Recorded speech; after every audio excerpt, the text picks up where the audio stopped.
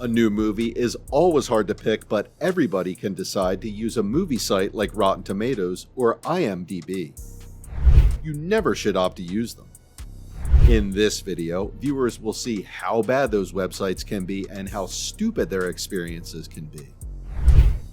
IMDB and Rotten Tomatoes are actually really stupid, and you should never use them. If you don't already know why, we're here to tell you. Let's begin, starting with movies. How to pick one. Choosing a movie is a roller coaster of emotions. First, you have to deal with the devastating realization that none of the streaming services of your choice offer the movie you want to see. Then you narrow down your choices to 3 movies you didn't really want to see, but which are the only halfway viable options. At this point, paralyzed by the thought of making the wrong choices in life, you Google the ratings of these movies to find out if they're worth your time. 3 hours later, unable to make a decision based on the conflicting information, you realize it's too late to watch a movie now anyway, and sit down to watch old episodes of Parks and Rec. But why did the major movie ranking sites come to such radically different conclusions? Is The Wizard of Oz really the best movie of all time, or is it The Shawshank Redemption? Why does Metacritic consider Ratatouille to be the 23rd best film in cinema history? To answer all these questions, let's take a look at how the 3 biggest movie ratings portals arrive at their ratings and why you should ignore them all. Movie rating, the methodology. IMDB. On IMDB, all movies are given an overall rating out of 10. These ratings are derived in a roundabout way from the votes of IMDB users, not film critics. All registered IMDB users can submit a single rating, a number between 1 and 10, for each film on the site. These votes are then adjusted so that certain demographic groups, for example, newly registered users, don't have a disproportionate impact on the film's overall rating. IMDb doesn't disclose how these votes are recomposed, but this means that a film's ranking won't quite reflect the overall average of all user ratings, but it probably comes pretty close. IMDb's top 250 films are ranked in a slightly different way. Only the votes of regular IMDb users' voters are used for this ranking. Helpfully, IMDb doesn't specify what makes someone a regular IMDb voter.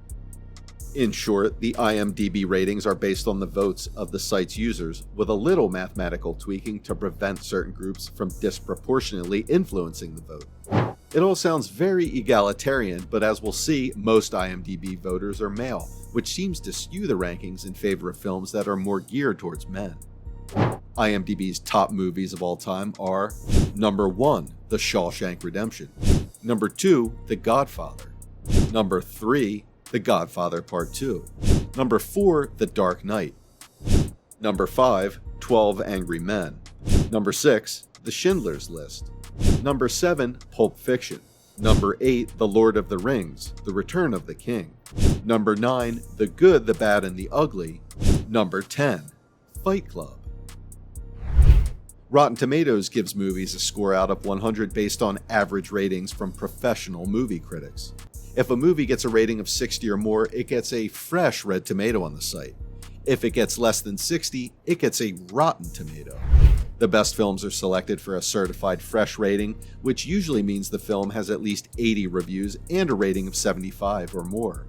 The site also ranks movies separately based on user ratings, but we won't detract from that here. Rotten Tomatoes only considers reviews from recognized critics and recognized publications for its main rankings. To be ranked as a recognized critic, you have to write for a major or respected website, magazine, or newspaper. But to make things a little more complicated, Rotten Tomatoes also weighs its rankings based on how many reviews a movie has. That's why The Wizard of Oz, with an average score of 99 out of 111 reviews, is ranked ahead of Citizen Kane, which received an average score of 100 out of 75 reviews. In short, Rotten Tomatoes ranks selected reviews and tweaks the rankings to favor movies with a large number of positive reviews. And you guessed it, most of the critics selected by Rotten Tomatoes are men. We can also look at Rotten Tomatoes' top movies of all time. Number 1, The Wizard of Oz. Number 2, Citizen Kane. Number 3, The Third Man. Number 4, Get Out. Number 5, Mad Max: Fury Road. Number 6, The Cabinet of Dr. Caligari. Number 7, All About Eve. Number 8, Inside Out. Number 9, Metropolis. Number 10, The Godfather. Metacritic also gives movies a score out of 100 based on critics' published reviews. The site converts the letter or number values of the reviews into a score out of 100 and then weighs them so that some reviews affect the score a little more than others. The website doesn't publish a list of featured reviewers, but you can view the list of publications whose reviews it collects here. This list of publications is updated regularly, but Metacritic doesn't say why it selects some sites and ignores others. Unlike Rotten Tomatoes, Metacritic appears to calculate its rankings based on a relative small number of critics' reviews, so the rankings are subject to rather odd fluctuations. In short, Metacritic works a bit like Rotten Tomatoes, but with fewer reviews. Metacritic seems to place more emphasis on publishers than critics, so it's hard to get a picture of the gender distribution of critics. However, the top-ranked film, Citizen Kane, is based on rankings from only 2 women and 10 men. And Metacritic's top movies of all time are weirdly good and bad at the same time. Number 1, Citizen Kane. Number 2, The Godfather. Number 3, Casablanca. Number 4, Boyhood. Number 5, 3 Colors, Red. Number 6, Singin' in the Rain. Number 7, Moonlight. Number 8, The Labyrinth of Pan. Number 9, Hoop Dreams.